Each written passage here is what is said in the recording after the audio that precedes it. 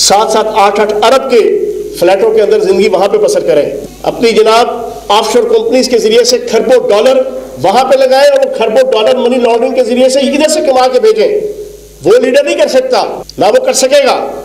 करना उसी ने है जिसका दिल पाकिस्तान के लिए धड़कता होगा, जो पाकिस्तान के अंदर जम पल होगी, पाकिस्तान के लिए सब कुछ उसका होगा। वो हीरो एक ही आपको इस वक्त पॉलिटिशियन मिला है, उसका नाम पूरी दुनिया के अंदर पाकिस्तान की आइडेंटिटी है, पाकिस्तान की पहचान है, पाकिस्तान की शान है। वही पाकिस्तान के इमेज को बेहतर बनाने के हवाले से अपना किरदार अदा कर सकता था, जो उसने किरदार अदा किया, जो कुर्बानियां दी। हकीकत यह है कि पिछले 19 सालों में जितनी कुर्बानियां पाकिस्तान ने दी हैं, ये कुर्बानियां यूरोप और अमेरिका को अमन और सुकून के अंदर रहने के लिए कुर्बानियां हमने दी हैं। इंडिया की मिसाल है, वहां पर ना किसी सिख को, ना किसी मुसलमान को, ना किसी पारसी को, ना किसी छोटी जात के हिंदू को, ना किसी मुसलमान को इज्जत और एहतराम से रहने का हक हासिल नहीं है। वहां पर जो इस खित्ते का हिटलर नरेंद्र मोदी, वहां पे जो इक़्तिदार में बीजेपी और आरएसएस की जो नजरियाती अलाई वहां पर मौजूद है, वो तो सिर्फ मार धार कत्तो गारतगिरी जानते हैं। आज इंडिया और मोदी पूरी दुनिया के अंदर एक टेररिस्ट के तौर पे जाने माने, पहचाने और गिरदाने जाते हैं। और दूसरी तरफ वजीर आजम पाकिस्तान इमरान खान साहब और पीटीआई की हुकूमत की वजह से आज पूरी दुनिया के अंदर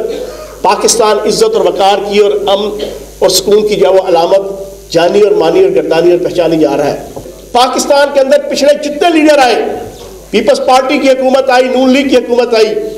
उनके वज़राए आज़म से लेके उनकी लीडरशिप ने कभी ये गवारा नहीं किया कि यूएनओ के अंदर और आलमी फोरम्स के अंदर दौलत मुश्तरका के प्लेटफॉर्म पे, किसी प्लेटफॉर्म के ऊपर भी बताएं कि पाकिस्तान क्या कुर्बानियां दे रहा है, बताएं कि पाक फौज के जवानों ने और शहीदों ने क्या कुर्बानियां दी हैं। पाकिस्तान के अंदर पाक फौज, सिक्योरिटी फोर्सेस और पाकिस्तान की तमाम वो सिक्योरिटी अदारे के जो दिन और रात एक करके मुझे और आपको सुकून देते हैं, उनके खिलाफ किसी किस्म की कोई पॉलिटिक्स और किसी किस्म की कोई तहरीक पाकिस्तान की 22 करोड़ आवाम एक्सेप्ट करने को तैयार नहीं है। कि पाकिस्तान में अगर आज अमन है तो उसके पीछे वर्दी है, आज पाकिस्तान के अंदर सुकून है तो उसके पीछे वर्दी है,